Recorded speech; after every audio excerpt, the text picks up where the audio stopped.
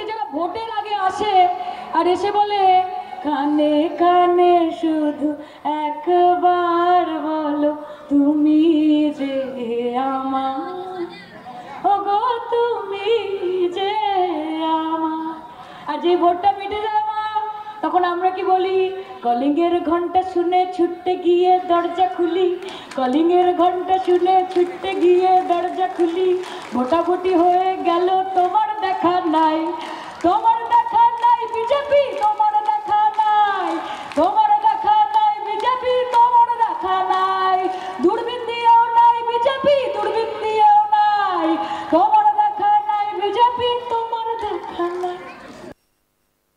গান গেয়ে বিজেপিকে আক্রমণ করলেন সায়নী ঘোষ। পাশাপাশি কর্মীদের চাঙ্গা করতে বলেন মুখ্যমন্ত্রীর বয়স 65। আমাদের মা এই বয়সে বাড়িতে বসে থাকেন, কিন্তু এখনো মমতা বন্দ্যোপাধ্যায় দৌড়ে বেড়াচ্ছেন। আগামী 10ই মার্চ তৃণমূলের জনগর্জন সভা রয়েছে, তারই প্রচারে সিউড়িতে কর্মী সভা করলেন অভিনেত্রী সায়নী ঘোষ। সেখানেই গান গেয়ে বিজেপিকে আক্রমণ করলেন সায়নী। বিজেপিকে আক্রমণের পাশাপাশি দেশের প্রধানমন্ত্রী নরেন্দ্র মোদীর পোশাক সহ তাঁর জীবনযাপন নিয়েও খোঁচা দেন সায়নী। বলেন, প্রধানমন্ত্রী টিভিতে যে মন কি বাত করেন, আমি তোমাদের দেখলে একটু খুশি হয়। আপনাদের নেতাদের যদি অনুমতি থাকে মাঝে মাঝে আসতে থাকবো। মুখ্যমন্ত্রীর 65-র ওপরে বয়স, এই বয়সে আমাদের মা কাকিমারা উঠতে পারেন না, কিন্তু মুখ্যমন্ত্রী এখনো দৌড়ে বেড়াচ্ছেন। মমতা বন্দ্যোপাধ্যায় নরেন্দ্র মোদীর মতো 20,000 কোটি টাকার সেন্ট্রাল ভিস্তার বাড়ি নেই। মমতা বন্দ্যোপাধ্যায়ের 8,000 কোটি টাকার প্লেন নেই। তিনি 10 লক্ষ টাকার শাড়িও পরেন না। পাশাপাশি এদিন সায়নীর গলায় ইডি সিবিআইকে খোঁচা দিতেও শোনা যায়। কি বলছেন তিনি, শোনাবো। সবাই বিজেপির সাথে সেটিং করে নিচ্ছে, সবার ভয় যে আমার বাড়িতে বোধহয় ইডি সিবিআই চলে এলো, আমার বাড়িতে বোধহয় পুলিশ পাঠিয়ে দিল, আমার বাড়িতে বোধহয় রেড হয়ে গেল।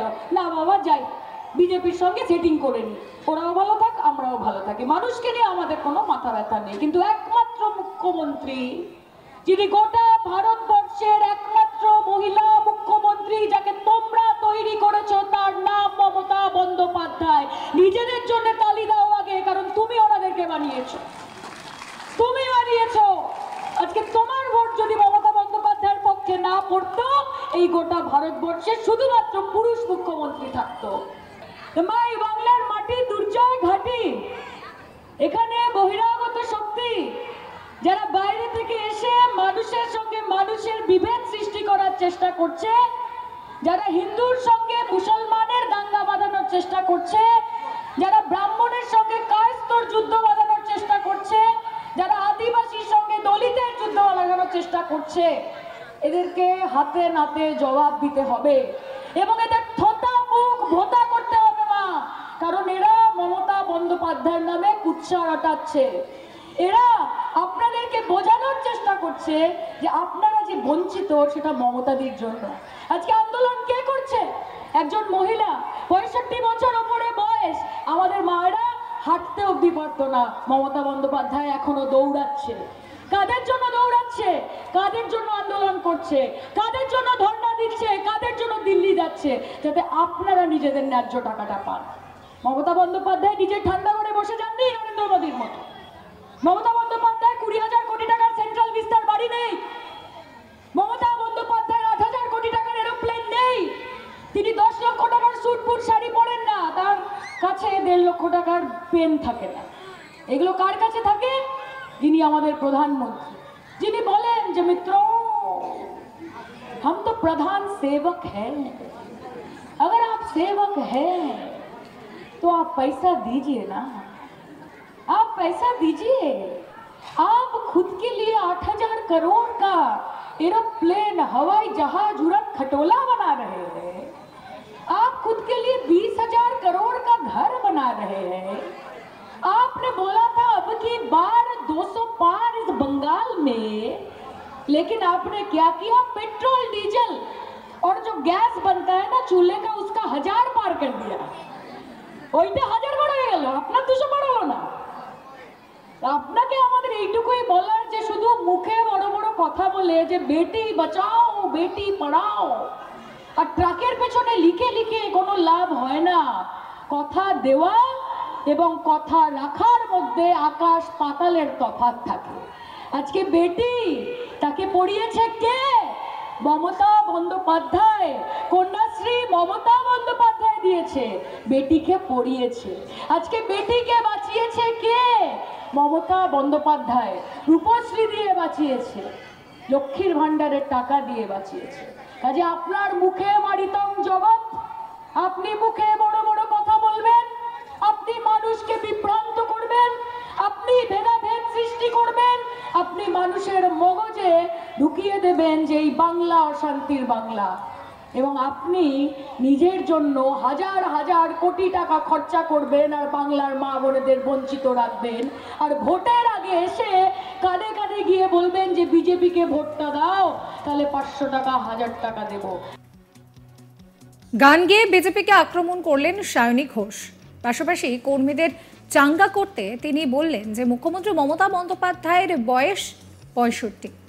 আমাদের মা এই বয়সে বাড়িতে বসে থাকেন, কিন্তু মমতা বন্দ্যোপাধ্যায় এখনো দৌড়ে বেড়াচ্ছেন। এর আগেও আমরা দেখেছিলাম যে গান গেয়ে প্রধানমন্ত্রী নরেন্দ্র মোদীকে কটাক্ষ করেছিলেন ফিরহাদ হাকিম।